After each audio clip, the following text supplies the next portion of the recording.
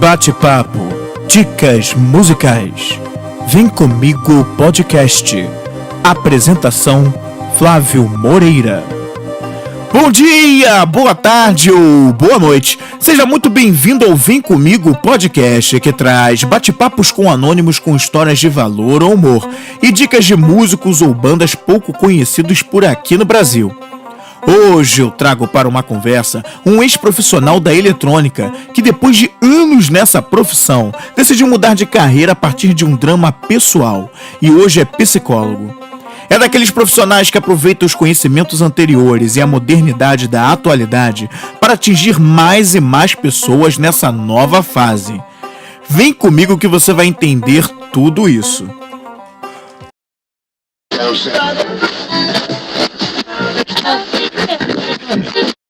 Vamos lá, estamos começando aqui mais um Vem Comigo podcast, mais um convidado, mais uma super visita aqui no Vem Comigo podcast. É o terceiro episódio dessa segunda temporada e eu tô recebendo aqui, vocês já estão vendo ele aqui, uma pessoa que eu conheço há mais de 10 anos, né? Talvez. Eu acho que já faz isso tudo, por incrível que pareça. Pois é. E ele aqui tem uma história, como os outros que passaram também, muito interessante aqui, mas olha, essa história eu acho que a gente não trouxe nada parecido com isso. Ele vai contar aqui pra gente um pouquinho. Fala pra mim, aliás, pra todo mundo aqui, seu nome, da onde você veio e o que você faz. Sua idade também. Vamos lá. Meu nome é Diogo Imbroise. Eu vim da barriga da mamãe. Não, por que não pode gravar direto, cara? Tem que ter corte. Por isso que tem que ter corte, por isso que tem que ter edição. Eu sou um cara sério, cara. Eu sou um psicólogo. Hoje eu não posso falar essas coisas. Vamos lá. Bom, meu nome então é Diogo Imbroise. Eu hoje sou psicólogo, como eu falei pra vocês, mas eu tenho uma trajetória que eu acho que interessou o Flávio, inclusive. Eu comecei meu caminho profissional pela eletrônica, sendo mais específico, né? Mas eu era um cara muito das exatas, das ciências lógicas, e aconteceu alguma coisa aí no meio do caminho que me fez despertar para esse outro lado aí. E eu fiz esse processo de transição, que a gente vai falar com mais calma hoje. Então, hoje eu sou psicólogo, eu sou carioca, nascido e criado aqui no Rio de Janeiro, grande parte da minha vida na Tijuca. Vim para esses bandos de cá, né, que a gente gosta de chamar de barra, mas aqui é Curicica, exatamente, né? A Curicica. Então, tá bom. É isso. Idade, faltou idade. Idade, 36 faltou. anos. Quando esse vídeo for pro ar, já tem 37. Quando é que vai a segunda temporada pro ar? Ela vai ao ar em setembro. Então, quando a pessoa estiver assistindo esse vídeo, já passou. Anos. Pronto, já tem. Então tá certo, Diogo. Então conta aqui pra gente, né? Pra gente entender, né? Uhum. Você começou nessa parte da... Você falou como na parte de informática eletrônica, né? Na verdade. Isso. E, bom, como é que foi essa tua escolha de carreira naquela época? Foi uma coisa que o Dioguinho lá com 6, 7 anos de idade já pensava? Ou foi depois, já de repente no ensino médio, que foi despertando interesse um pouquinho antes? Como isso aconteceu aí na tua vida? Pois é, Flávio. Essa tua pergunta é interessante, porque eu inclusive trabalho bastante disso no consultório. Eu costumo dizer que a gente sempre faz escolhas só dentro do repertório que está disponível pra gente, né? Uhum. Então, olha que curioso. Nada curioso. Meu pai era professor do Cefet, né? Uhum. O pessoal conhece o Cefet, né? Ele era uma escola técnica aqui do Rio de Janeiro. É bastante conceituada. Ele era professor dessa escola. Curiosamente, minha mãe veio a ser aluna dele. Eles se conheceram lá, se casaram e anos depois nasceu o Diogo. Então eu tinha uma mãe que tinha estudado eletrônica, um pai que era professor de eletrônica e eu não escolhi ser astronauta, sabe? Eu não escolhi ser palhaço de circo e eu cresci nesse entorno. Eu cresci cercado muito mais da informática do que de eletrônica, né? Mas naquela ansiedade que a gente tem, naquela vontade que a gente tem quando a gente passa dos 15 anos, a gente quer fazer alguma coisa produtiva, a gente quer ser alguém na vida, a gente quer começar a ganhar nosso próprio dinheiro. E aí era muito comum na nossa época, né, Flávio, a gente buscar um segundo grau técnico, muito mais do que aguardar para fazer uma faculdade, para começar a trabalhar. Então, o segundo grau técnico possibilitava para a gente o ingresso no mercado de trabalho mais cedo. Existia um mercado muito forte para essa área de eletrônica. Eu tinha sido exposto a isso durante toda a minha infância. E o Cefet ficava do lado de casa, porque eu sou tijucano. Você era da Tijuca, né? Morei muito tempo lá. Então isso era quase que um caminho natural, sabe? Parece que foi uma escolha, mas às vezes a gente é empurrado para certas coisas e a gente, sem fazer alguma escolha propriamente dito, né? A gente, como se estivesse abrindo mão de uma escolha, parece que nosso contexto familiar, nosso contexto histórico já empurra a gente para algum lugar. Então não foi bem uma escolha não, cara. Então, sem escolher, parece que os caminhos todos me levavam para lá. E pra lá eu fui. E você acha que teve alguma, de certa forma, você diz que não escolheu, então você acha que de repente teve ou uma certa pressão, ou uma certa influência dos seus pais, talvez não uma pressão exatamente, faça isso, mas uma certa influência por você estar naquele meio de pessoas que vêm desse tipo de formação para você fazer eletrônica, ou... Pois é, pelo menos o discurso do pessoal sempre foi de que, você tem liberdade de escolha, você pode fazer o que você quiser, descobre o que você quer, mas a verdade é que eu passava muitas horas do meu dia, eu sou filho único, né? Então, quando eu não estava estudando, eu estava jogando videogame, eu estava no computador. Então, cara, imerso nisso, é meio difícil, né? Tem uma frase bacana na filosofia que a gente diz que se a tua mão é um martelo, tudo que você vê pela frente vai virar prego. Eu olhava o mundo sobre essa lente, então era difícil que eu... Porra, cara, e ser astronauta, sabe? Como eu te falei, e palhaço de circo. Nada me despertava curiosidade pra isso, eu tava imerso num outro mundo, e aquilo lá era agradável, eu gostava do que fazia, sabe? Então, era uma possibilidade que estava muito à minha mão, e a gente tende a ser um pouco cômodo também, né? A gente tende a fazer as coisas que a gente meio que já sabe o que vai acontecer no final, apesar de a gente nunca saber o que vai acontecer no final. De nunca ter uma ideia, é verdade? Exatamente. Então, acho que não teve influência, não teve pressão para isso, não. Na verdade, enquanto eu estava estudando para fazer esse segundo grau técnico no Cefet, eu fazia um curso no Miguel Couto, que o pessoal também deve conhecer, e no Miguel Couto tinha turmas separadas para os técnicos e para as escolas militares, né? Colégio Naval, IME, ITA. Eu cheguei a fazer o processo de seleção, eu cheguei a passar para o Colégio Naval efetivamente, e foi um break que eu tive, porque apesar de eu ter a liberdade, eu não sabia que mundo ia ser aquele. Aliás, o que eu via do militarismo não me agradava muito naquele momento. Então eu olhei para aquilo e falei, cara, mas como é que eu dou o próximo passo? Para que eu dou o próximo passo? Por que eu vou entrar num mundo desconhecido se tem alguma coisa que é muito mais agradável? Eu vim fazer essa prova porque, por exemplo, redação e matemática eram muito mais puxadas no Colégio Naval do que no Cefet. Então, era uma boa maneira de me testar, uma boa maneira de me preparar. Eu acabei fazendo e passando e não indo. Eu parei no exame físico, eu não fui fazer o teste de exame físico. Parou? E não fui pro Colégio Naval. E aí eu fui pro Cefet, passei muito bem qualificado lá e segui essa trajetória aí, essa trajetória de sucesso. Pois é. Aí você me entra no Cefet, curso, não sei quanto tempo durou ali o técnico, foram os 3 anos do ensino médio? Então, antigamente o modelo era um pouco diferente de hoje, né? Hoje eles separaram o técnico do ensino médio, né? Mas antigamente eram 4 anos, eletrônica, por exemplo, e você já tinha conteúdo técnico desde o primeiro período, né? Do primeiro ano, na verdade. Então eram 4 anos, o 4º ano era estritamente técnico, mas nos outros 3 você já tinha algum conteúdo. E acabava que eles tinham que abrir mão de algumas coisas. Então, por exemplo, química que eu estudei no Cefet foi só química inorgânica. Química orgânica eles não davam no Cefet. Tá. Caso você vá fazer uma prova para vestibular depois, tu começava zerado. Entendeu? Eita. Então ele meio que te direcionava e meio que te tolhia de algumas coisas mesmo. Você era uma opção por fazer alguma coisa técnica e quando você faz uma opção, você acaba abrindo mão de outras. Então foram 4 anos. Entendi.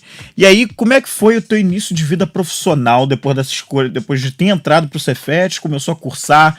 Você começou ali a vida profissional ainda no Cefet ou já foi depois, com diploma na mão e aí já com algum certificado, vou lá?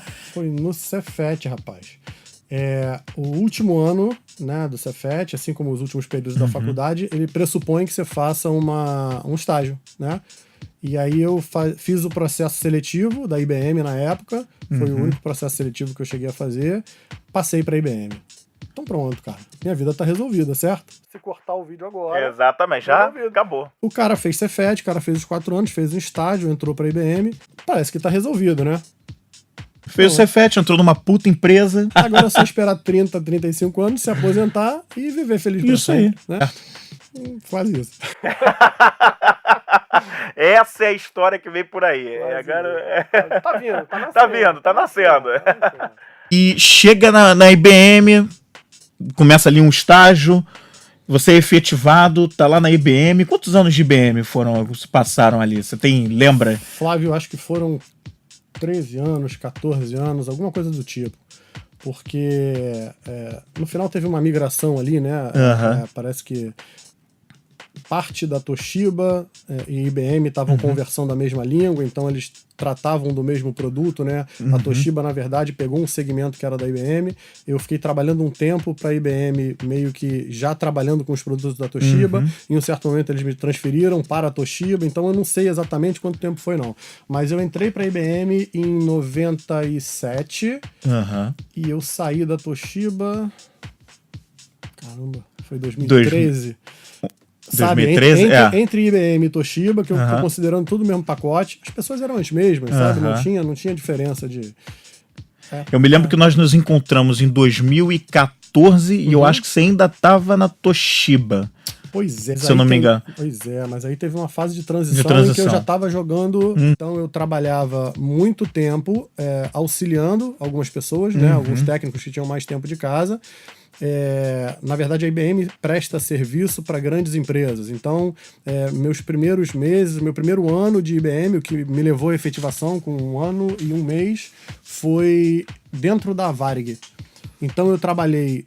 a gente tinha um setor dentro da Varig do Santos Dumont, dentro da Varig do Galeão, dentro da Varig da área industrial da Varig, que eles chamavam. Então eu era um técnico meio que residente, quer dizer, eu perambulava entre essas áreas aí, sempre com supervisão de um técnico mais cascudo lá. Muito bem. E aí, como é que... Conta pra gente aí, depois... Aí você chegou aí pra Toshiba, né? Depois de um bom tempo de IBM, uma grande carreira ali dentro da IBM. Trouxe estabilidade também, né? O que você acha? Rapaz. Você acha que aquela estabilidade... Deixa eu contextualizar para você. Eu entro na IBM com 17 para 18 anos. Com 18 anos eu sou efetivado. E para aquele momento, né, apesar de que a gente sempre ouviu dentro da IBM que a galera que está entrando agora não sabe o que é IBM. Porque a IBM de antigamente... Então, assim, fazendo uma reflexão, olhando 10 anos para trás da época que eu saí, eu vejo a IBM da época que eu entrei, que realmente era muito melhor do que a IBM da época que eu saí. Mas olha só, aí você tem um garoto de 17, 18 anos, você tem oferta absurda de emprego, então você tinha o teu horário de trabalho, a IBM sempre pagou tudo quanto é custo que a gente tinha de alimentação, de transporte e tudo mais. Fartura de hora extra, então tinha muito serviço para fazer. Se você quisesse uma renda extra, você tinha serviço para fazer. Tudo dentro dos conformes, tudo dentro da lei. Os caras me deram um carro para trabalhar. Eles alugam um carro e botam na minha mão e reembolsam combustível. Os caras pagam o meu almoço. Se eu trabalhar de noite, eles pagam a janta também. É uma empresa que tem 10 mil funcionários. Eu conheço algumas pessoas, quando eu entro, eu conheço algumas pessoas que recebem plaquinhas por ter 10 anos, 15 anos, 20 anos de IBM. De IBM. Então parecia que o caminho estava muito bem desenvolvido mesmo. E aí eu mergulhei nisso de cabeça, né, velho? Uma vez que eu fui efetivado, eu entrei para suprir uma necessidade que eles estavam tendo num ponto específico lá da Varig, uma área crítica. E aí eu consegui performar bem dentro do que eles entenderam lá e eu fui efetivado. E aí o escopo muda um pouco, porque você ganha um pouco mais de autonomia, né? Eu ganhei uma área de atendimento, mudei um pouco o segmento, eu saí de trabalhar estritamente com equipamentos Varig que eram exclusivos e passo a trabalhar lá com o que eles chamam do mercado de... na época era SMB, né? Small and Medium Business. Então eram máquinas de supermercado, de loja de conveniência, a gente fazia atendimento direto ao cliente lá na ponta, com toda a estrutura que a IBM tem por trás, estrutura de logística, de peça, de call center. Então, mais uma vez, era um bom lugar para se estar. E era o que tinha pro momento, e era algo que eu gostava. Então, cara, eu caí dentro. O limite é o céu. O limite é o céu. E foi com tudo ali. Foi com tudo ali. Passaram todos esses anos, né, trabalhando com essa coisa ali na IBM, tua formação, e aí chega um momento em que... o vetor muda de sentido. Exatamente. E quando é que você sentiu que isso aconteceu? O pessoal costuma chamar de... Tá olhando para isso tudo que eu tô falando, carreira meteórica. Só que o meteoro não sobe, velho. O meteoro cai. Se a carreira é meteórica, uma hora ela vai... Não tem jeito, cara. Você tá olhando aquele troço voando lá em cima, mas o destino dele é o chão, velho. Então, vamos lá. E tem aquele tal do ditado do quanto mais alto você sobe, a queda... The higher you climb, the higher you fall.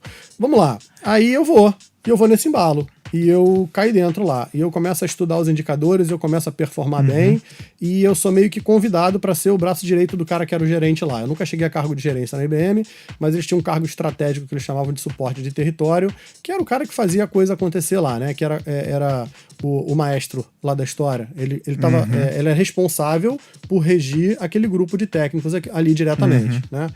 Se fosse... Não era exatamente uma carreira em Y, né? Do cara que não... que tem como se fosse um cargo de liderança, mas ele não exerce a liderança em si. Ou sim, porque agora você completou dizendo que tinha uma equipe lá que você não, tinha uma equipe mesmo. Eu tinha um cargo de liderança, eu não tinha de fato o cargo de gerente, né? Então é assim, o Maquiavel fala isso no Príncipe, né? Amigão, governa da maneira como você achar. Mas se você tiver que dar uma má notícia, coloca alguém na tua frente pra fazer isso, porque sujar a tua imagem aqui atrás.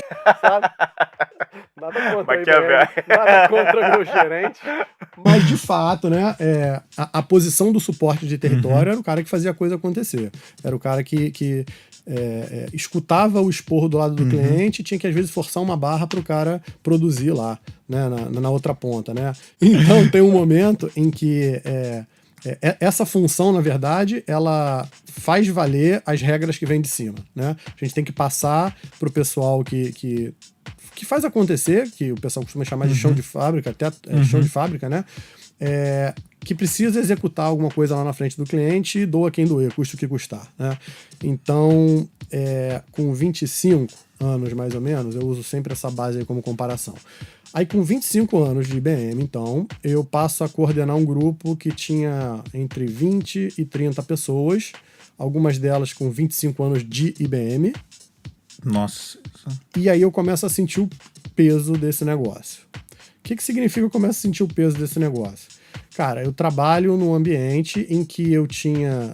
o BIP já tinha sido substituído, né? Porque no início a gente trabalhava com Teletrim. Mas eu tinha um Nextel, eu tinha um telefone celular e eu tinha um ramal.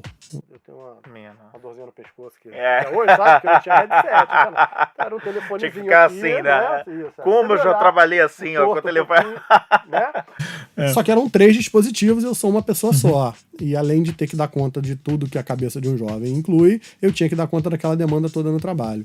E aí eu comecei a pipocar, velho. E aí eu comecei a sofrer umas coisinhas esquisitas ali. E ali, de vez em quando, eu começava a acordar, no meio da madrugada, com um sobressalto, como se eu tivesse que salvar o mundo. Mas não tinha mundo pra ser salvo, não, né? O que tinha era grilo lá fora, era chuvinha caindo de vez em quando, mas parecia que eu tava pronto pra Terceira Guerra Mundial ali naquela hora. E aí dá umas tremedeiras, e aí tu começa a suar frio, e aí tu começa... E essa porcaria começa a vir aleatoriamente, porque às vezes tu tá indo pra praia dirigindo e tu começa a suar frio, velho. Tu acha que tu vai desmaiar, tu encosta o carro, tu... Que parada é essa? O que tá chegando aqui? O que tá acontecendo? Moleque novo, velho. Eu não posso ter essas paradas, não. Vou morrer agora, nessa altura do campo. Não, cara, eu tenho que me aposentar na IBM. Eu vou ser presidente dessa parada daqui a pouco. Eu nunca quis ser presidente, mas. Né, o Diogo Underwood. Pô, não é possível. Não, peraí, eu tenho que resolver esse negócio. Eu não me permito, velho. Eu não quero sentir essas coisas, né? E aí tu começa a evitar certos comportamentos, né? Você começa a evitar certas rotinas. Você não sai mais tanto para se preservar. Você vive em função da tua casa e do teu trabalho, né? Você não participa mais de círculo de amigos.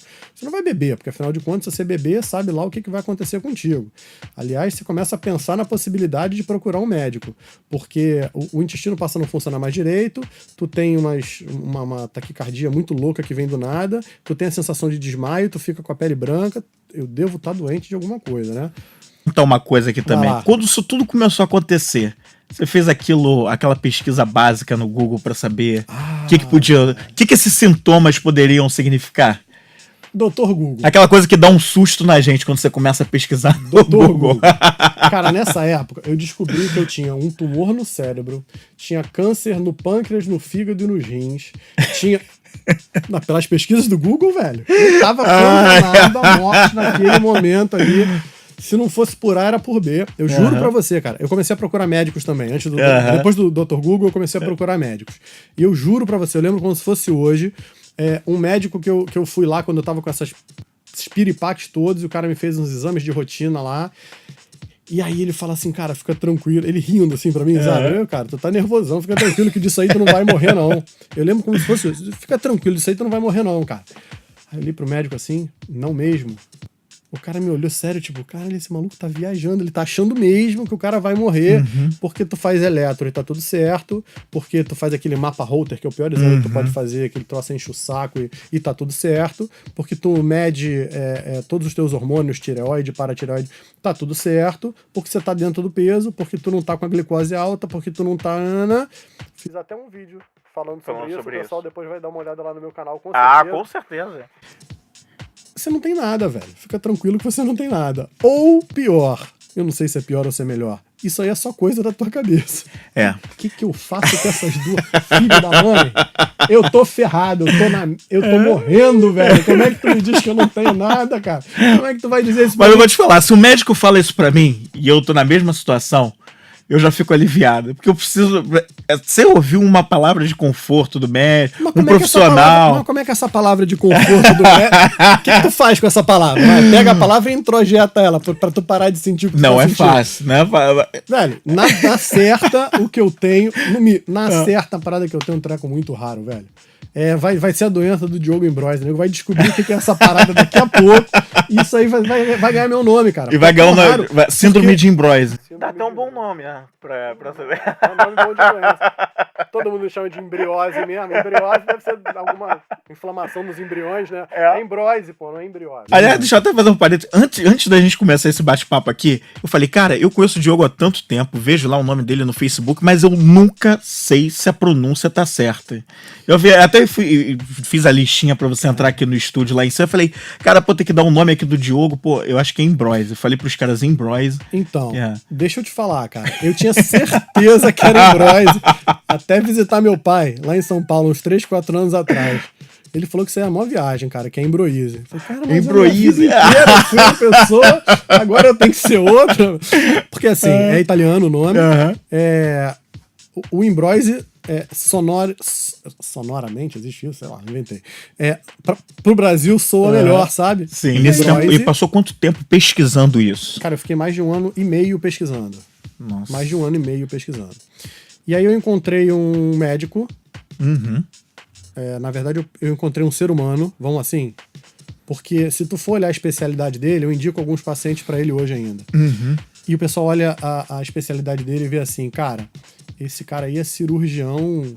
O que eu vou fazer nesse doido, cara? Eu tô te falando que eu tô com um problema aqui na cabecinha, aqui, sabe? No troço não tá funcionando, tu me manda pra um cirurgião de uma especialidade que não tem nada a ver. Falei, velho, ele é o ser humano que vai te escutar com a tua história, vai te varrer de fora a fora. Onde ele conseguir alcançar, ele vai tocar. O que ele não alcançar, ele vai encaminhar para outro profissional. Então vai nesse cara. Esse cara é bom. Encontrei esse cara e esse cara aí me ajudou Ele fez uma varredura total e ele me deu um toque, ele falou pra mim, pela primeira vez alguém falou a respeito do que eu tava dizendo. Ele foi em cima do comentário que eu fiz, ele falou assim, cara, tu é um cara muito metódico, né? Você chegou aqui contando a tua história, com detalhes, né, tintim por tintim, tu é um cara que gosta de ter o controle das coisas, tu é um cara que não sei o que... Já pensou como é que isso aí pode estar impactando, atrapalhando tua vida, quando tu se coloca numa situação em que talvez esteja fora do teu controle e tal? Já pensou em conversar com alguém a respeito disso e tal? Então ele foi de acordo com o teu comportamento, ele foi pensando ali em alguma coisa, né? Na verdade, não foi algo específico que você disse, mas a maneira como você foi reportando as coisas pra ele. Cara. E isso aí eu tento trazer pra minha clínica hoje, cara. Toda pessoa que entra ali pelaquela minha portinha, eu zero tudo, né? Não é que eu esqueça, mas eu zero tudo que eu estudei, tudo que eu li em livro, tudo que eu... Porque se eu for para qualquer preconceito ali para tentar enquadrar a pessoa em algum diagnóstico, em alguma coisa, eu perco o ser humano que tá ali na frente. Então, eu zero tudo e eu escuto, eu 100% mergulho na vida daquela pessoa para sentir o que ela tá sentindo, para entender a forma com que ela tá falando, porque aquilo é a maneira dela de interpretar o mundo e geralmente é isso aí que tá ocasionando algum problema nela. A empatia, né? Empatia, perfeito. Exatamente, isso mesmo. E aí esse cara falou assim, cara, a gente vai ter, tem um medicamentozinho aqui, olha, tu tem uma variaçãozinha aqui realmente no fígado, tu vai tomar um remédio pra isso. Você tem uma variaçãozinha aqui não sei aonde, você vai tomar um remédio pra isso. E eu vou te dar um medicamento aqui que é pra tu dormir melhor, que é pra tu ficar mais calmo, mais tranquilo. E aí o cara me meteu as tarjas pretas. E ele falou assim, ó, cara, esse medicamento vai fazer efeito, é questão de tempo. Ele vai fazer efeito, a gente vai precisar fazer uns ajustes, porque eu não sei qual é o componente que vai encaixar contigo, mas eu vou te medicar e isso vai fazer efeito. E isso fazendo efeito é prova de que você precisa buscar uma ajuda. E aí você vai buscar uma ajuda, não tem pressa agora, não corre pra lá, né? Porque isso vai ser um trabalho mais a médio e longo prazo. Uhum. Mas eu também não tenho ideia de que você fique com medicamento pra sempre. Então tu vai buscar uma ajuda psicológica pra poder... Tá bom, beleza. Aí comecei a pesquisar a respeito de psicólogo com o preconceito de que 90% da galera aí do outro lado tem, que o Flávio tem, eu teve, que eu tenho, eu tive, que... Cara, eu tô doido mesmo, velho. E quem procura psicólogo é maluco. De maluco, velho. Né? E agora? Como é que eu caio nessa situação? Porque eu varri os médicos todos. Esse médico aí quebrou minhas pernas, porque ele, ao invés de não dizer que eu não tenho nada, falou, cara, o que tu tem não é responsável pelo que tu tá sentindo. O que tu tá sentindo é consequência da maneira com que tu encara o mundo. E não precisa ser assim. Mas tem que ter alguém com muita disposição para te convencer ao contrário. Para te ajudar a desconstruir essa ideia que você tem aí e construir outra coisa. Recapitulando, pragmatismo, lógica, exatas, eletrônica, máquinas, aí eu caio nesse buraco aí. Ferrou, velho.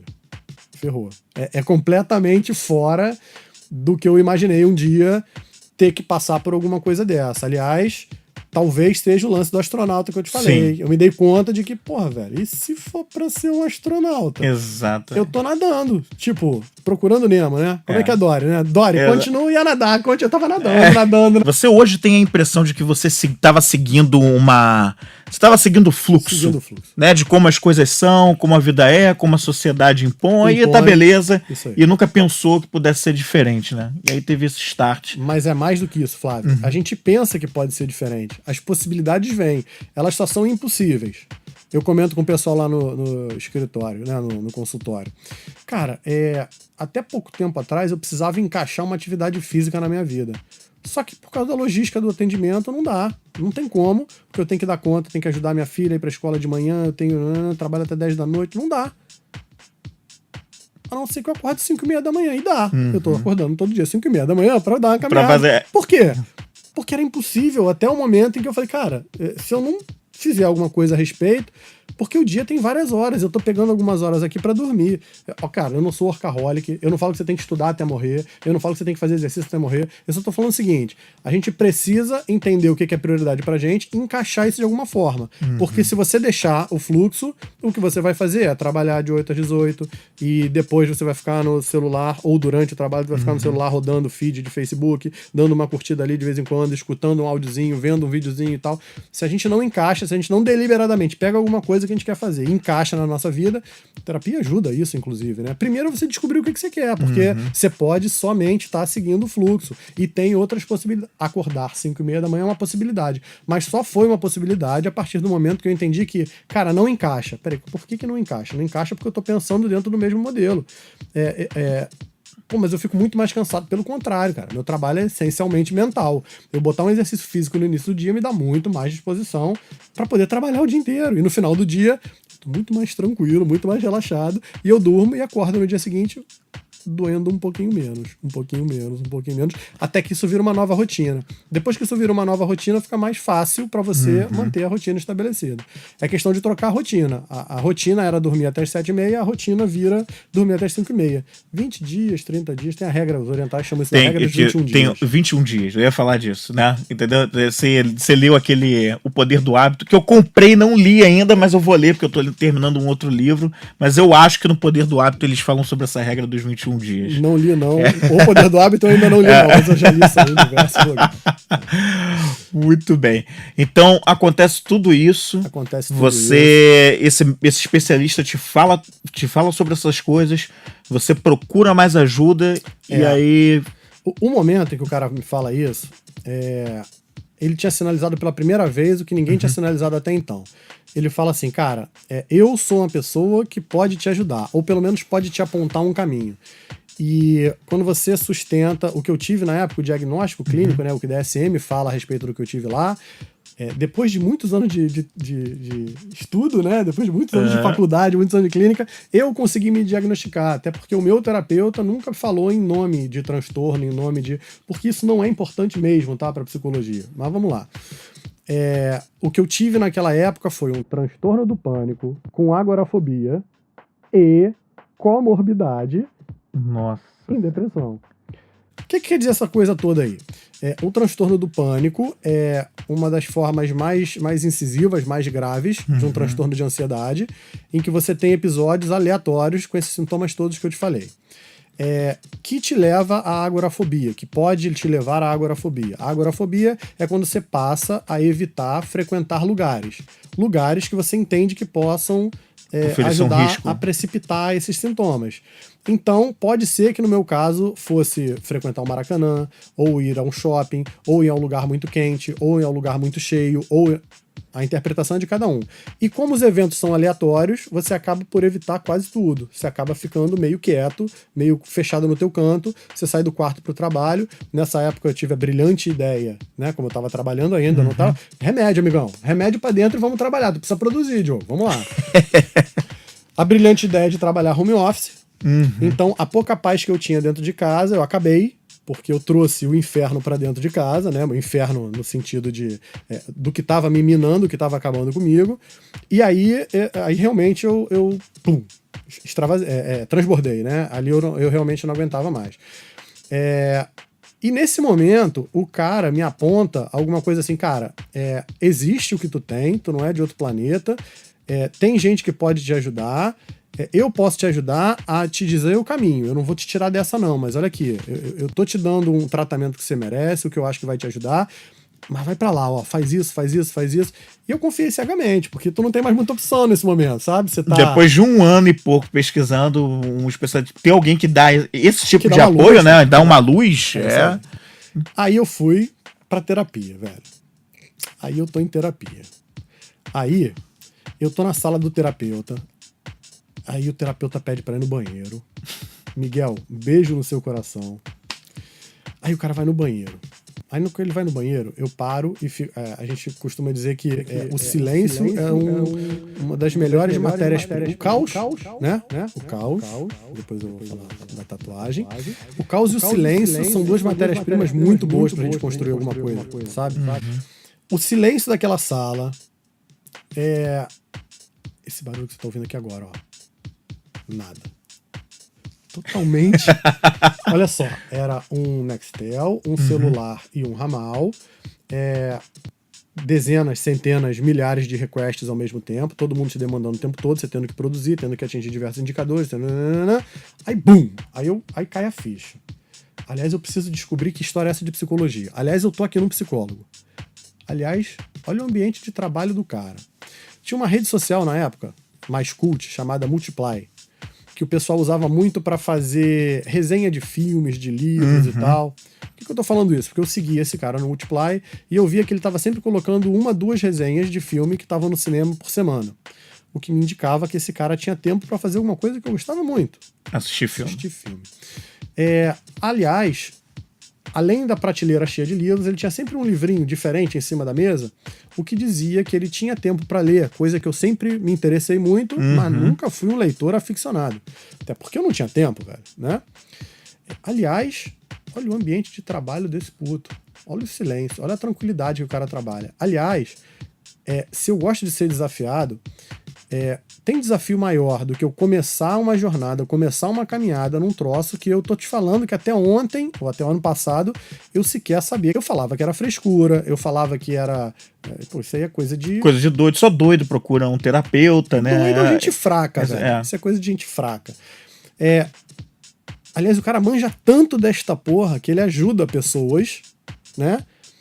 Eu tinha 20 e poucos anos de idade, ele tinha 20 e poucos anos dentro do consultório, de modo que ele manjava tanto que ele ajudava pessoas a sair dos buracos dela. Tem algumas palavrinhas que a gente trabalha na clínica que a gente dá uma conotação muito pejorativa, muito negativa, mas que elas servem para reflexão. A gente trabalha egoísmo, a gente trabalha solidão. Nesse caso aí foi inveja. Mas qual é o problema da inveja? A inveja é tu olhar pra alguma coisa que alguém tem e querer ter pra você também. E querer isso pra você também. Você não precisa roubar dela, você não precisa tirar dela pra você ter. É você espelhar, e a gente espelha isso, né? A gente observa modelos, a gente repete comportamentos a partir de modelos a vida inteira. Eu não posso ter isso aí, velho. Aí o cara sai do banheiro e ele volta. E aí, tudo bem? Tá com a cara esquisita? Deixa eu te fazer uma pergunta, Miguel. É lugar comum o cara que passa por um perrengue, o cara que vem pra terapia querer estudar psicologia? Aí ele fez a cara esquisita dele e falou assim: ih, eu já vi essa história. Cara, dependendo do tamanho da porrada que você toma, dependendo do tamanho do buraco, é natural que você se interesse por isso. Você só tem que ter uma coisa muito clara na tua mente. E ele não tava querendo vender o peixe dele, não, sabe? Ele não tava querendo me manter preso a ele, porque ele não precisa disso. O consultório dele tava cheio. Ele falou assim, cara, não confunda a terapia com a psicologia. Uma graduação, uma formação, significa que você vai sair dali apto a exercer uma profissão. Se o que você precisa é descoberta, é criação interior, o que você precisa fazer é terapia. O que não é concorrente de você estudar o assunto mais a fundo, só não faça o que grande parte dos estudantes de psicologia faz. O cara não tem coragem de encarar, o cara não tem saco de encarar uma terapia, e o cara se inscreve numa faculdade, vai pra lá pra ficar levantando o dedo e perguntar pro professor. E você que é estudante de psicologia, tu vai se identificar, porque tem o teu amigo que levanta a mão e fala assim, professor, tem uma pessoa que eu conheço, sabe aquela história que nem é da sexóloga lá da Globo? Tem um amigo meu que tá passando. Então, eu conheço um caso em que... Então, velho, uma coisa é uma coisa, outra coisa é outra.